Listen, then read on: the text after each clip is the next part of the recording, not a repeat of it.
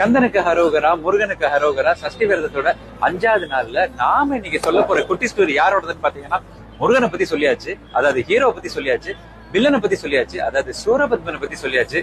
இன்னைக்கு அந்த போர் நடக்க மிக மிக முக்கியமான ஆயுதம். அது என்னப்பா, ஆயுதத்துக்குலாம் ஒரு குட்டி ஸ்டோரியா? எஸ், மத்த சாமிங்களோட ஆயுதம் எல்லாம் வேற. ஆனா நம்ம கந்த வேல், எஸ் நம்ம முருகனோட வேல், அப்பா எத்தனை சக்தி வாய்ந்த ஒரு ஆயுதம் தெரியுமா? அதாவது அந்த வேலை முருகனுக்கு கொடுத்தது யாருன்னா பார்வதி தேவி. பார்வதி தேவி எங்கேயாவது ஒரு அம்மா வந்து ஒரு புல்லட்ட வந்து இந்தாப்பா அருவாள் வச்சுக்கா, இந்தாப்பா வேல் வச்சுக்கோ, போய் குத்திட்டு வா அப்படின்னு சொல்லி கேட்டிருக்கீங்களா? அவங்க கொடுத்தது வெறும் ஆயுதம்னா போர் புரிய மட்டுமல்ல, அந்த வேல்ல ஒரு அற்புதமான மகத்துவமான ஒரு தத்துவம் இருக்கு. ஒரு வேல் எப்படிங்க இருக்கு? இப்படி இருக்கா?